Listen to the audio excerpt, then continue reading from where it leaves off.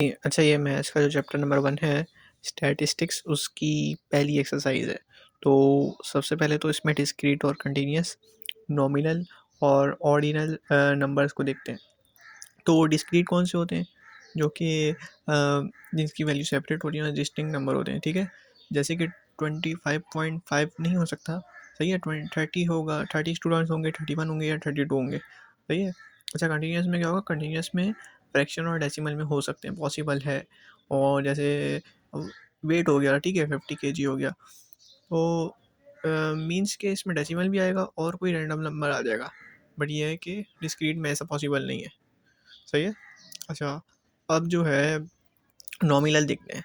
Nominal number कौन से होते हैं? जो कि कैटेगरी होती है, कोई भी ऑर्डर नहीं होता जिसमें। जैसे कि ब्लड टाइप हो गया, और जेंडर हो गया, आइस कलर हो गया, कंट्री हो गया, यस और नो, ठीक है। इसको रैंक नहीं कर सकते हम। अच्छा, ऑर्डिनल जो होते हैं उसमें ऐसा होता है कि कैटेगरी होती है ऑर्डर्स के साथ, लेकिन जो गैप्स होते हैं ना वो इक्वल नहीं होते। अब गैप्स इक्वल ना होने से मुराद क्या कि फर्स्ट से लेके 5 स्टार में हम लोग या तो 3 को स्टार करेंगे या 2 को स्टार करेंगे, ठीक है। और रेस पोजीशन में वैसे फर्स्ट होगी, सेकंड होगी, या फर्स्ट होगी या सेकंड होगी, ठीक है। अच्छा जी, अब ये कुछ फार्मूलाज हैं रिलेटिव फ्रीक्वेंसी का। तो इसका फार्मूला ये है कि फ्रीक्वेंसी डिवाइड बाय नंबर, जो टोटल करते हैं ना हम लोग, सम वो होगा, ठीक है। अच्छा, परसेंटेज फ्रीक्वेंसी का ऐसा फॉर्मूला है कि रिलेटिव फ्रीक्वेंसी में ही हम लोग अगर मल्टीप्लाई करते हैं 100 तो परसेंटेज फ्रीक्वेंसी आ जाएगा। तो क्वेश्चन नंबर 2 पे चलते हैं। क्वेश्चन नंबर 2 में ये है कि जो टैली मार्क्स है ना, असल में टैली मार्क्स ये है कि टैली मार्क्स से हम लोग उसकी फ्रीक्वेंसी चेक करेंगे। तो जैसे 4 अगर हमारे पास आए एक बार, ठीक है, 5 एक बार आया। अब जैसे क्या कहते हैं 8 है, वो 4 बार आया, ठीक है। अब इसकी फ्रीक्वेंसी भी 4 बार होगी। 1 है, 3 3, ठीक है, 4 4। अच्छा, जो 10 है ना वो आया है हमारे पास 5 बार। तो 1 2 3 4, ठीक है, और ये 5, ये जो डायगोनल लाइन लगाई ना ये 5 के लिए है। तो इसकी फ्रीक्वेंसी भी 5 हो गई, ठीक है। इसी तरह हम लोग फिर फ्रीक्वेंसी इसकी निकाल के इसको मल्टीप्लाई कर देंगे। अच्छा, तो क्वेश्चन नंबर 3 में ऐसा है कि वही चीज़ करनी थी, टैली मार्क्स करना था, ठीक है। तो आपने फ्रीक्वेंसी इससे निकाल लेनी है। जैसे यहाँ पे 5 थी, 5 कर ली, अब 2 और हैं तो 2 और अलग से लिखनी है, ठीक है। तो कितनी हो गई? 7 हो गई। तो ये 7 फ्रीक्वेंसी हो जाएगी। अब परसेंटेज फ्रीक्वेंसी निकालनी थी इसमें, तो 7 है, ठीक है, डिवाइड बाय टोटल। टोटल 20 आया, फ्रीक्वेंसी को हमने प्लस किया, उसको मल्टीप्लाई कर दिया 100 से, तो परसेंटेज फ्रीक्वेंसी आ गई 35%। सही है। इसी तरह सबको आपने कर लेना है। अच्छा, क्वेश्चन नंबर 8 जो है उसमें अगर हमें क्लास इंटरवल पता नहीं होता, जैसे कि अगर 35 टू 39 है, ठीक है, अगर ऐसा कुछ नहीं पता हमें कि उसका क्लास की हाइट क्या है, तो क्लास की हाइट निकालने के लिए फॉर्मूला यूज़ होता है, जो कि k is equals to 1 plus 3.3 log n करके ना, ठीक है। तो इस फॉर्मूले को लगाना पड़ता है, और इससे हम क्या निकालते हैं? k निकालते हैं। तो k किस में आएगा? फिर k को h, जो फॉर्मूला है h का, क्लास हाइट का फॉर्मूला, इसमें इंसर्ट करेंगे। अच्छा, 1/10m, ठीक है। m से मुराद ये है कि डेसिमल वैल्यूज़ आपके पास कितनी है, ठीक है। अगर नहीं होंगी तो फिर 0 हो जाएगा ये, सही है। और r जो है हमारे पास रेंज होती है, ठीक है। तो आगे बढ़ते हैं। अच्छा, अब इसमें क्या होता है कि लोअर क्लास लिमिट होती है और अपर क्लास लिमिट होती है। लोअर क्लास लिमिट क्या होती है? तो लोअर क्लास लिमिट वो होती है जो हमारे पास m की वैल्यू 0 होती है ना, वो हमारे पास लोअर क्लास लिमिट होती है, ठीक है। अच्छा, इसके अलावा अपर क्लास लिमिट क्या होती है? अपर क्लास लिमिट का फॉर्मूला होता है h plus lower class limit minus D, ठीक है। डी किस तरह निकालेंगे? 1/10 और उसकी पावर m, ठीक है। अपर क्लास लिमिट का फॉर्मूला लगा के हमने उसकी वैल्यू निकाली, फिर फ्रीक्वेंसी डिस्ट्रीब्यूशन पे आते हैं। तो क्वेश्चन नंबर 8 का ही पार्ट है फ्रीक्वेंसी डिस्ट्रीब्यूशन। तो इसमें ऐसा है कि जैसे क्लास है, ठीक है। अब इसमें ये लोअर क्लास लिमिट है और ये अपर क्लास लिमिट है, सही है। अब हमारे पास डी जो है स्पेस है, ठीक है। बीच में कितनी स्पेस है? 0 1 2, तो बिटवीन क्लासेस है, ठीक है। तो ये स्पेस है डी। अच्छा, यहाँ पे हमने एक एक्स्ट्रा क्लास ऐड की है क्योंकि 15 ऊपर अपर क्लास फिट नहीं हो रही थी यहाँ पे, ठीक है। अच्छा, क्लास बाउंड्री कैसे निकालेंगे? तो हम लोग जो हैं पहले वाले में से माइनस करते हैं 0.5 को और ऐड करते हैं आखिर में 0.5 को, ठीक है। तो अच्छा, क्लास मार्क्स कैसे आते हैं? जो एक्स आता है ना हमारे पास, ज़्यादातर एक्स लिखा हुआ होता है, तो क्लास जो है ना, क्लास लिमिट्स हमने उनको प्लस करके डिवाइड करना होता है 2 से, ठीक है। अच्छा, अब हमने निकाली परसेंटेज फ्रीक्वेंसी, उसी का सेम फॉर्मूला है। उसके अलावा अपर क्लास बाउंड्री जो होती हैं वो कैसे निकलते हैं? अपर क्लास लिमिट को कर देते हैं प्लस 0.5 में, ठीक है। तो हमारे पास क्या आ जाती है? Upper class boundaries. अच्छा, अनइक्वल क्लास में क्लास बाउंड्री बनानी होती है। अच्छा, उसके अलावा हम देखते हैं क्लास लिमिट, ये हमारे पास एक वो है क्वेश्चन, ठीक है। तो इसकी हमने निकालनी है, इसका हमने बनाना है हिस्टोग्राम।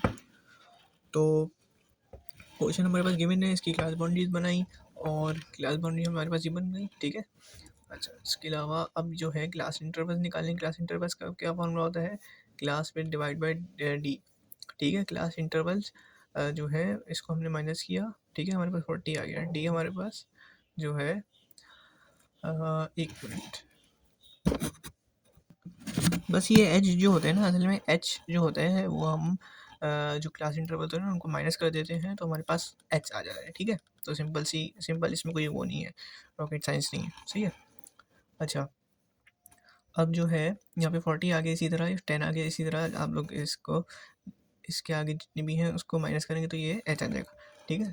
अच्छा, अब हिस्टोग्राम बनाना है। हिस्टोग्राम के लिए हमें एडजस्टेड हाइट निकालनी होती है। एडजस्टेड हाइट क्या होती है? Frequency divide by height. Histogram में हम लोग वाई एक्सिस पे एडजस्टेड हाइट रखते हैं और नीचे क्लास बाउंड्रीज रखते हैं, सही है। ये आ जाएगा हमारे पास क्वेश्चन नंबर 4। अच्छा, यहाँ पे भी अनइक्वल क्लासेस को इक्वल बनाना है। तो अनइक्वल से मुराद क्या है? 10.9 है यहाँ पे और यहाँ पे 11 है, तो इक्वल बनाना होता है ना हमने। तो क्या करते हैं, इसमें से हम लोग क्या कर देंगे, इसमें प्लस कर देंगे 0.5 को और इसमें से माइनस कर देंगे 0.5 को, ठीक है। ये क्लास बाउंड्री बन गई और हमारे पास ये हाइट आ गई। कैसे हाइट आएगी? हाइट हमारे पास, अच्छा यहाँ पे थोड़ा सा टेक्निकल है। यहाँ पे असल में डेसिमल के बाद जो है क्लास लिमिट जो है डेसिमल के बाद एक नंबर है ना, ठीक है। तो यहाँ पे हमने क्या करना होगा कि जो डी की वैल्यू होगी वो 1/10 1 होगी, क्योंकि यहाँ पे जो एम है ना, एम वहाँ पे पहले 0 था, अब यहाँ पे 1 है क्योंकि डेसिमल के बाद एक नंबर है, सही है। अच्छा, तो एक तो तरीका ये भी हो सकता है, लेकिन ये थोड़ा सा डिफ़िकल्ट हो जाएगा इसमें ना, आखिर में जाके फिर कुछ प्लस करके करना पड़ता है, थोड़ी ये थोड़ा सा टेक्निकल हो जाएगा, तो इसको छोड़ देते हैं हम, क्योंकि इसमें बहुत ज़्यादा कन्फ्यूजन आती है। क्योंकि असल में पिछले वाला क्वेश्चन और इस वाले क्वेश्चन में काफ़ी कन्फ्यूजन हो जाती है, ठीक है। तो इसका सबसे आसान तरीका ये है कि आप चेक करो कि आप सबसे पहले निकाल लो डी निकाल लिया हमने। डी कितना आया? 0.1।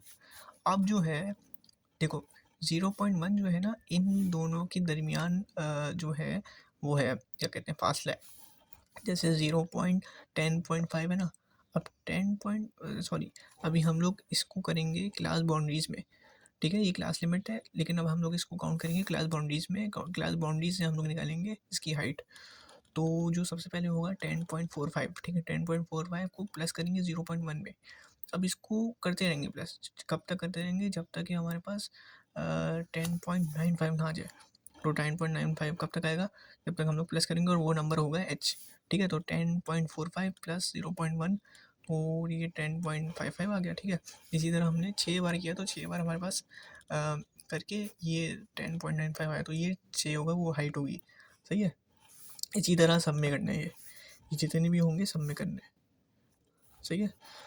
तो किसी में 6 आएगा, किसी में 11 आएगा, इसी तरह बहुत सारे आ जाएंगे। अच्छा, अब हमें क्या निकालिए? ऊपर अपर क्लास बाउंड्री निकालिए। अपर क्लास बाउंड्री का क्या फॉर्मूला है? Upper class limit plus d/2, ठीक है। तो ये आ गई हमारे पास अपर क्लास बाउंड्री, सबकी निकालनी नहीं है। अच्छा,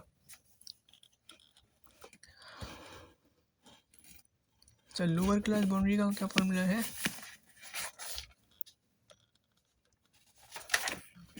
लोअर क्लास बाउंड्री का फॉर्मूला ये है कि lower class limit divide by minus d/2, ठीक है। अच्छा, ये ग्राफ्स हैं, ये बस पैटर्न मैंने समझाने हैं, बाकी सारा जो मेथड है वो ईजी है। तो परसेंटेज फ्रीक्वेंसी निकाल के मार्क्स ऑफ स्टूडेंट जो एक्स नहीं है, एक्स वो नीचे लिख करके और परसेंटेज फ्रीक्वेंसी का यहाँ हमने ग्राफ बना देना है, ठीक है। तो ये परसेंटेज हिस्टोग्राम बन जाएगा। अच्छा, अब मार्क्स ऑफ स्टूडेंट और परसेंटेज फ्रीक्वेंसी का बनाना कैसे है, इसमें बार्स बनेंगे, बार्स बनेंगे जैसे 1 पे है ना, 1 पे, तो 1 पे परसेंटेज फ्रीक्वेंसी कितनी थी, कितने परसेंट थी, तो वो पूरा बना देना है यहाँ से लेके यहाँ तक, सही है। इसी तरह सब में हो जाएगा। अच्छा, रिलेटिव फ्रीक्वेंसी पॉलीगॉन क्या होगा? रिलेटिव फ्रीक्वेंसी पॉलीगॉन में ऐसा होगा कि ये रिलेटिव फ्रीक्वेंसी निकाली है हमने, वो यहाँ पे लिखनी है वाई पे, और मार्क्स ऑफ स्टूडेंट्स तो नीचे ही आएंगे, ठीक है। तो यहाँ पे पॉइंट्स लगाने हैं, पॉइंट्स लगा के इन सबको मैच कर देना है, ठीक है। अच्छा, ऑजीव कर में क्या होगा कि कम्युनिटी फ्रीक्वेंसी कैसी होती है, फ्रीक्वेंसी अगर होगी ना, जैसे फ्रीक्वेंसी 1 2 3 4 5, ठीक है, तो कम्युनिटी फ्रीक्वेंसी होगी 1, ऊपर सेम टू सेम लिखेंगे, 2 यहाँ से 2 उठाएंगे, +1 3, ठीक है, फिर 3 को 3 में प्लस करेंगे, इसी तरह चलता रहेगा, सही है। तो कम्युनिटी फ्रीक्वेंसी वाई पे और अपर क्लास बाउंड्री एक्स पे, ठीक है। अच्छा, अब हमारे पास एक और कर्व है जिसमें हमने एडजेसेंट हाइट निकालनी है, और क्या कहते हैं, क्लास बाउंड्री का हमारे पास एक कर्व है, और इसको कहते हैं histogram with unequal class interval, सही है। इसके अलावा हम फिर नीचे आते हैं फ्रीक्वेंसी पॉलीगॉन पे। फ्रीक्वेंसी पॉलीगॉन में सिंपल ये है कि फ्रीक्वेंसी और क्लास मार्क्स का जो है कर्व बने, वो ग्राफ बनेगा, ठीक है। ये कुछ चीज़ें हैं जो सिंप्लीफिकेशन के लिए हैं।